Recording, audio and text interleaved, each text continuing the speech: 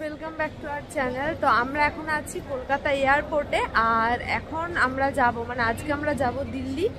তো দিল্লি এই কারণেই যাব কারণ দিল্লি থেকে আরও অনেকটা জায়গা আমাদের ঘোরার আছে, প্লাস হচ্ছে দিল্লিতে আমাদের ট্রেনিংও আছে 3 দিনের। তো ট্রেনিং পরে নেব, আগে আমরা ঘুরে নেব। আজকে আমরা দিল্লি এয়ারপোর্টে নামার পর ওখান থেকে আমরা গাড়ি করে চলে যাব আগ্রা, কালকে তাজমহল ঘুরবো। তো চলুন সাথে থাকুন আর সমস্ত কিছু আপনাদের সাথে শেয়ার করব। আজকে আমাদের ফ্লাইট আছে 10টা, আর দিল্লি যেতে 2 ঘন্টা মতো টাইম লাগবে। আমরা টিকিট কেটেছি এবার ভিস্তারাতে, আর সেই জন্য অনেক আগের থেকেও আমাদেরকে আসতে হয়নি, প্রপারভাবে ঘুমিয়ে তারপর রেডি হয়ে চলে এসেছি এয়ারপোর্টে। আর এই দেখুন এয়ারপোর্টে আমাদের ব্র্যান্ডিং হচ্ছে, আমাদের ইভেন্ট আছে এবং হার্বালাইফের ব্র্যান্ডিং এখানে দেখে তো আমরা প্রত্যেকেই খুব হ্যাপি হয়ে গেছিলাম। আর তারপর আমরা আমাদের ব্যাগ ড্রপ করে দেওয়ার পর এবার আমরা ফ্লাইটে ওঠার জন্য রেডি হয়ে গেছিলাম। 2 ঘন্টা টাইম জানি একদম দেখতে দেখতেই কেটে যাবে। সব থেকে বেশি এক্সাইটমেন্ট যে তাজমহল যাব। আর আমার এটা 63 টাইমসের ফ্লাইট রাইড। আমাদেরকে আজকে খাবারে দিয়েছিল এরকম আলু পরাঠা, তার সাথে আলুর তরকারি, আরও অনেক কিছু ছিল। তো আমরা এখন আছি দিল্লি এয়ারপোর্টে, আমাদের লাগেজ নিয়ে নিয়েছি আমরা। আর এখন এখান থেকে গাড়ি করে আমরা যাব আমাদের যেখানে গাড়ি ওয়েট করবে সেখানে। গাড়িটা এখানে আসছে না, সো আমাদেরকে সেখানে যেতে হবে। সেখানে যেতে প্রায় আরও এক্সট্রা আধ ঘন্টা টাইম লাগবে। বাড়ি থেকে যখন আসি ভেবেছিলাম যে দিল্লির ওয়েদার কীরকমই না হবে, সবাই তো বলছে বিভৎস গরম, বাট এখানে এসে আলটিমেটলি বুঝতে পারলাম যে 50 ডিগ্রি কীরকম হয়, পুরো আগুনের হলকা বয়েছে। তো যাই হোক, আমরা তাড়াতাড়ি করে গাড়ি বুক করে নিয়ে এখন যাচ্ছি যেখান থেকে আমাদের জন্য গাড়ি ওয়েট করবে। আর দেখুন সামনে রাস্তাতে এরকমভাবে ওয়াটার স্প্রে করা হচ্ছে, বিভৎস গরম। আমরা জানি না যে আমরা এই কটা দিন কীরকমভাবে কাটাবো বা আগ্রার ওয়েদারই কীরকম হবে। আর আমরা উঠেও গেছি, আমরা মাঝে কোনো ব্রেকও নিইনি, একদম আমাদের 15 জনের একটা গ্রুপ, যার একটা বড় গাড়ি করে নিয়েছিলাম আগের থেকে বুক। এখন আমরা যাচ্ছি আগ্রা, আর আগ্রা যেতে প্রায় 3.5 ঘন্টা 4 ঘন্টা মতো টাইম লেগে যাবে। এখনও এসে গেছি আমরা একটা ধাবাতে, আর সবই নিরামিষ, প্রায় আজকের থেকেই সমস্ত কিছু নিরামিষ। তো আমরা এখানে মালাই কোফতা, পনির, মাশরুম, তার সাথে রুটি, রাইস, অনেক কিছু অর্ডার করে নিয়েছিলাম। খাওয়া দাওয়া করে আবারও আমরা গাড়িতে উঠে বসেছি। আর 3.5-4 না, এটা প্রায় 5-5.5 ঘন্টা লেগে যাবে আমাদের যেতে। এখনও অনেকটা পথ আমাদের যাওয়া বাকি।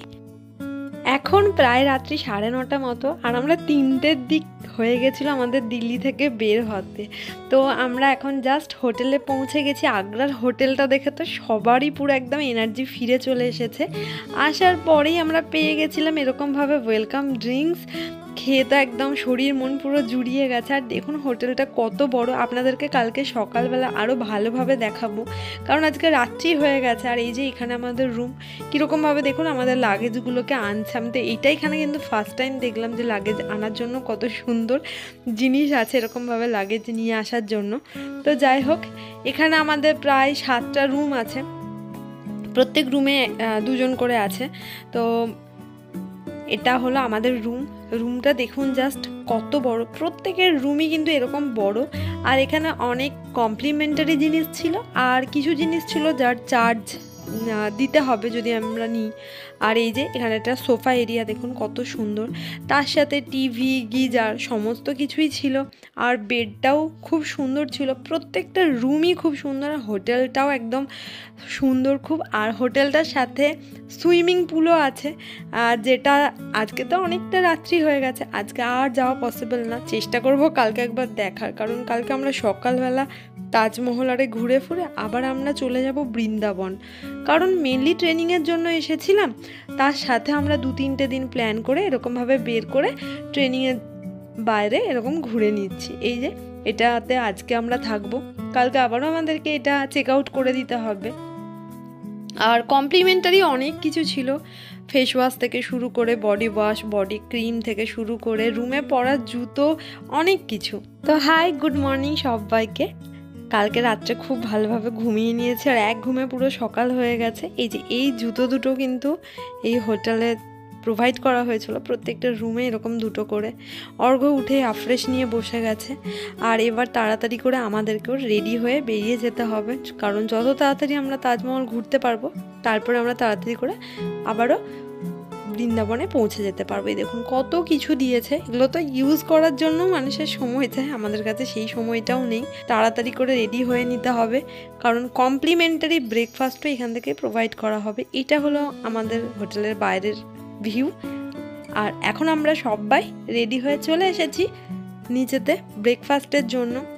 হ্যাঁ, আমাদের ব্রেকফাস্ট সে কি থাকে, সকালবেলা প্রত্যেকে একদম অল্প করে খেয়ে নিয়ে তারপর এই সমস্ত জিনিস কেই বা মিস করে, তার জন্য চলে এসেছি। দেখুন ফলের জায়গায় কত ফল, কত ফ্রুটস এখানে রাখা, কত ফ্রুটস জুস রাখা। আর তারপর তাছাড়া এখানে তো অনেক কিছু ছিল আইটেম, বাট এগুলো আমার একটাও পছন্দ হয়নি। শুধু আমি পোহাটা একটুখানি নিয়েছিলাম, বাট তারপরে সেটাও আমার অতটা ভালো লাগছিল না। অনেক কটা আইটেম, সবাই তো খুব খুশি হয়ে গেছিলো এত দেখে যে এটা যদি সত্যি আমরা লাঞ্চে পেয়ে যেতাম বেস্ট হতো। কে ব্রেকফাস্টে এত জিনিস খায়, আর তার জন্যই মনে হয় ব্রেকফাস্ট কমপ্লিমেন্টারি রাখা হয় যে মানুষ এতটা খেতে পারবে না। তো এটা হলো আমার ব্রেকফাস্টে, দেখুন অল্প একটু পোহা আর কয়েকটা ফ্রুটস। তো যাই হোক, আমরা প্রত্যেকে আমাদের ব্রেকফাস্ট কমপ্লিট করে এবার যাচ্ছি সুইমিং পুলটা কোথায়, কারণ আগে যখন হোটেলটা দেখেছিলাম আমরা প্রত্যেকেই দেখেছিলাম একটা সুইমিং পুল আছে। তো কালকে তো রাত্রেবেলা আর খোঁজা হয়নি। সুইমিং পুলটা হলো হোটেলের একদম ব্যাক সাইডে, আর কি সুন্দর! এটা দেখে এখন আমরা মিস করছি, কারণ আমরা রেডি হয়ে চলে এসেছি। কাশ কালকে যদি রাত্রি 10টাতেও দেখতাম, তাহলে অন্তত কিছুক্ষণে সেখানে বসে থাকতে পারতাম। এটাই আমাদের সবার মনের অবস্থা ছিল, বাট কিছু করার নেই। তাই একটুখানি ফটোশ্যুট করে নিলাম সবাই মিলে যে যার মতো, কারণ এগুলোই একটা টাইমে আমাদের স্মৃতি হিসাবে থেকে যাবে। আর আজকে তাজমহল যাওয়ার জন্য আমি রেড ড্রেসটা পরেছি, এটাও আমি আপনাদের সাথে আগে শেয়ার করেছিলাম যে এটা আমি আরবানিক থেকে কিনেছি।